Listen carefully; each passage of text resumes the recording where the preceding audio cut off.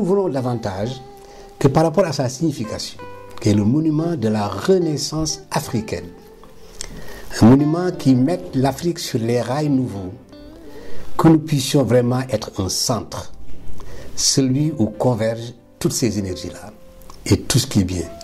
Nous pensons que l'unité africaine, le progrès de l'Afrique, devrait trouver comme place symbolique le monument de la Renaissance africaine.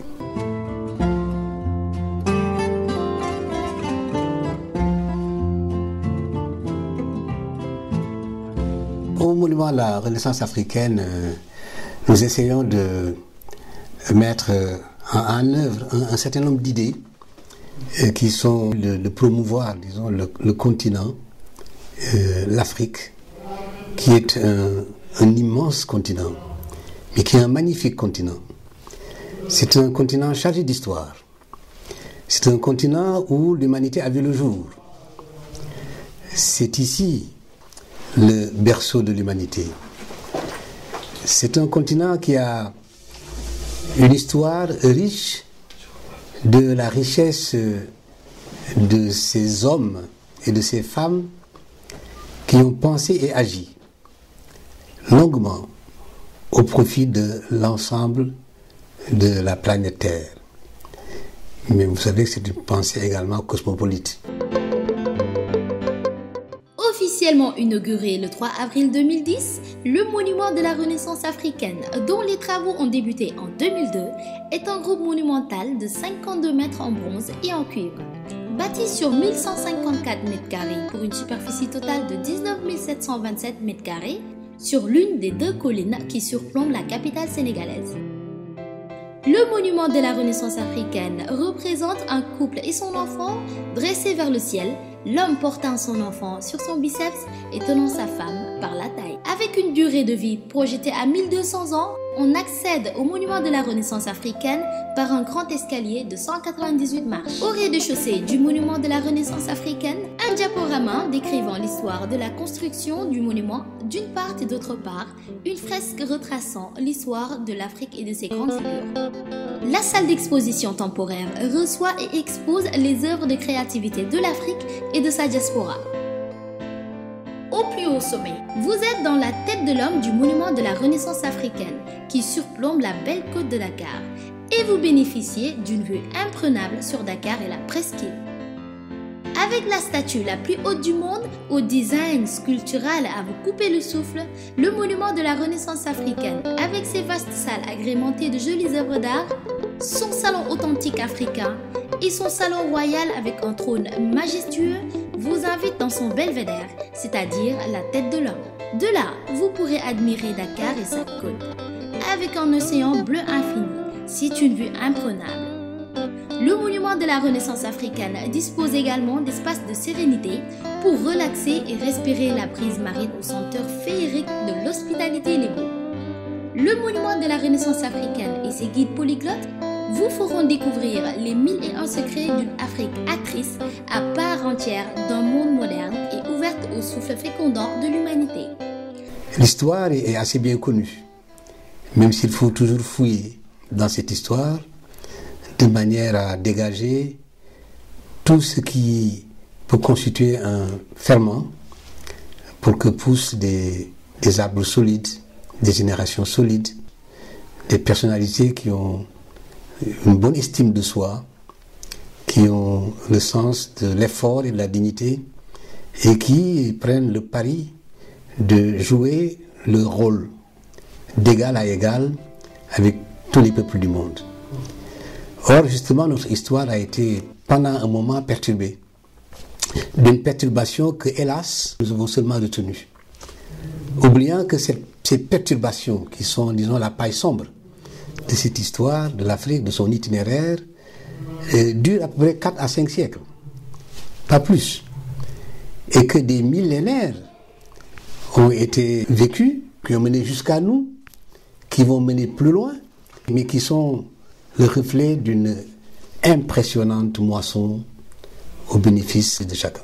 l'image de la Renaissance européenne et la Renaissance de l'Asie du Sud-Est, la Renaissance africaine s'inscrit dans la droite lignée des peuples et de se forger un destin digne de leurs attentes. Le monument de la Renaissance africaine se veut le haut lieu de l'écho de la voix de l'Afrique renaissante à la conquête du monde dans un vaste mouvement de fraternité accolade. Au monument, nous essayons d'employer cette dynamique-là. Mais embrasser cette dynamique, c'est aussi réfléchir sur le monde moderne. C'est ne pas être confiné dans l'histoire, c'est avoir objectivement une prise sur le réel et envisager la promotion de l'Afrique, mais avec un regard pertinent, avec des choix pertinents. Parce que le monde va à sa manière. Nous ne sommes plus au XVIIe siècle, ni au XVIIIe, ni au XIXe, nous ne sommes même plus en 1960. Et il y a l'Afrique qui a elle-même évolué. Et parmi cela, il y a l'intelligence. L'intelligence que nous partageons avec tous les êtres du monde. Cette intelligence-là, il faut qu'on l'utilise et qu'on puisse amener les uns et les autres à se rendre compte qu'ils peuvent. Ils peuvent, que nous pouvons. Et puisque nous pouvons, il faut qu'on agisse. Ce n'est pas seulement une question de vouloir, de volonté, de souhait, mais c'est une question de capacité réelle. Il faut que nous démontrions que nous avons ces capacités, que nous avons cette volonté et que nous pouvons conduire notre continent au sommet. Comment y arriver? Il faut adopter une méthode de leadership, de management plus conforme à ces aspirations-là. Ça demande une bonne éducation des uns et des autres. Ça demande d'amener les uns et les autres à prendre conscience. Ça demande à user des valeurs et des éléments constitutifs de notre culture et de nos civilisations pour bâtir quelque chose d'original. Dans ce monde d'aujourd'hui où nous sommes, la question n'est pas seulement de faire, c'est d'être innovant, c'est d'être original, c'est d'apporter quelque chose de nouveau, d'apporter quelque chose de plus et de convaincre. Mais c'est un exercice quotidien, l'innovation. C'est un exercice quotidien, la créativité. C'est un exercice de tous les jours. Il faut que nous soyons capables d'inventer tous les jours cette vie de demain et en innovant. C'est pourquoi au monument de la Renaissance africaine, nous sommes réceptifs pour tout ce qui apporte quelque chose de neuf, quelque chose de nouveau. Tout ce qui apporte un regard luisant, mais plein d'optimisme, mais d'un optimisme mesuré, raisonné. C'est un poète français, c'est Rimbaud, qui disait qu'il fallait un dérèglement raisonné de tous les sens. Je crois qu'il faut que ça, on se l'applique aussi. Et qu'on puisse changer le monde, mais raisonnablement. Parce que nous sommes capables de réfléchir. Parce que nous avons le potentiel humain, le potentiel de savoir, le potentiel d'engagement. Et c'est donc au monument de la Renaissance, il y a la nécessité de montrer les réussites, les bons modèles. Les bons modèles qui sont des motivations pour ceux qui seraient tentés de se laisser aller, de penser qu'on ne peut pas y arriver. Ceux qui seraient tentés de penser que nous sommes des spectateurs, que nous devons continuer à regarder les autres faire le monde et nous nous aligner derrière eux. Nous avons chacun une responsabilité d'action face au destin du monde. Il n'y a pas l'ère des destinées individuelles est terminée. C'est terminé. On est obligé d'être dans des destinées communes. Les destinées communes, si on ne s'y engage pas, nous, en tant que nous sommes capables de ces innovations et de création, on ne va pas y arriver. Le monument de la Renaissance africaine met à votre disposition des espaces vastes à usage multiple. Le théâtre de verdure Bakary Traoré pour vos spectacles, mariages, cérémonies de remise de diplômes. Le parvis du théâtre et l'esplanade sont taillés sur mesure pour de grands événements, dîners de gala, conférences, marathons, concerts, tournages de clips et de films, randonnées pédestres.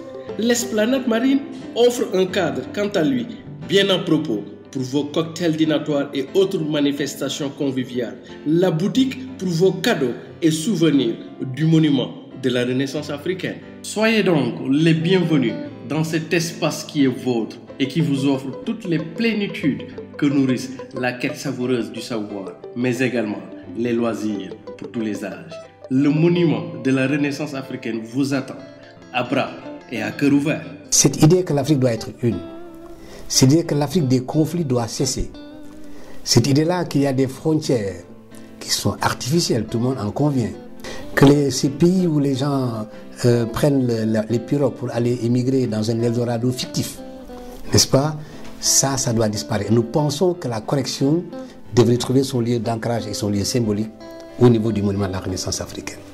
C'est pourquoi nous travaillons avec Siré et son équipe pour que le monument de la Renaissance africaine soit l'espace des convergences pour le progrès de l'Afrique, des convergences pour réaliser l'Union africaine, des convergences pour la réalisation du panafricanisme, des convergences pour la dignité et l'estime de l'homme noir, des convergences pour une Afrique réconciliée avec son rôle historique d'être non seulement le berceau de l'humanité, mais également l'avenir de l'humanité. Africa Worldwide Awards, une initiative de Africa Worldwide Group, en partenariat avec l'administration du monument de la Renaissance africaine.